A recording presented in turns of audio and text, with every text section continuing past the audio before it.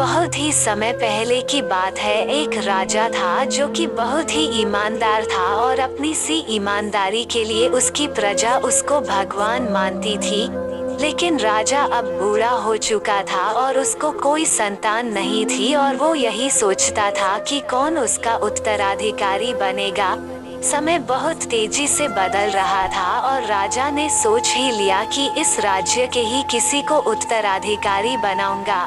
इसके लिए राजा ने अपने राज्य के सभी होनहार बच्चों को बुलाया और बोला, मैं आप लोगों को एक बीज देता हूँ। आप लोगों का यह बीज ले जाकर गमले में उगाना है और 4 महीने बाद हम सब लोग फिर इकट्ठा होंगे और उनमें से ही कोई राजा बनेगा।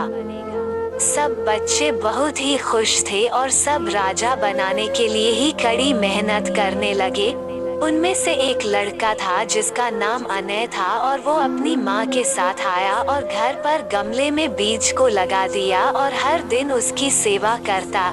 जब 1 महीना बीत गया और अनय के गमले से कोई पौधा ही नहीं निकला तो वो परेशान होने लगा, क्योंकि उसके साथ वालों के गमले से तो पौधे बड़े होने लग थे। वो मन ही मन सोचने लगा, हो सकता है मेरा बीज कुछ और टाइम लेगा उगने में, और वो हर दिन उसकी सेवा करता था। ऐसा ही करते करते 4 महीना पूरा होने को आ गया और बीज उगा ही नहीं। जो भी बच्चा उसका गमला देखता वो हंसने लगता। अनय को भी बहुत ही शर्म आ रही थी कि अब वो राजा को क्या बोलेगा। उसने सोच ही लिया कि वो राजा के पास नहीं जाएगा और बोल देगा कि वो बहुत ही बीमार है। लेकिन उसकी माँ ने उसको खूब समझाया और बोला कि तुमको जाना ही पड़ेगा। अपनी माँ के जिद के आगे उनकी एक भी नहीं चली और वो बीज का गमला लेकर चल दिया। सब लोग उसके गमले को देख कर रह रहे थे। सबका गमला हरा भरा था और बहुत ही सुंदर था। अनय यह देखकर बहुत ही निराश हो गया और अपने गमले के साथ नीचे ही बैठ गया। थोड़ी ही देर में राजा भी आ गया और बोला, सब लोग अपने गमले के साथ आए हैं न? सब लड़के बहुत ही खुश थे और बोले, जी राजा जी। राजा नीचे आया और सबका गमला देखने लगा। तभी उसकी नजर अनय पर पड़ी और बोला, इनकी तरह कोई और है जिनके गमले से कोई पौधा ही नहीं निकला। सब हंसने लगे और बोले, नहीं, कोई ही नहीं है।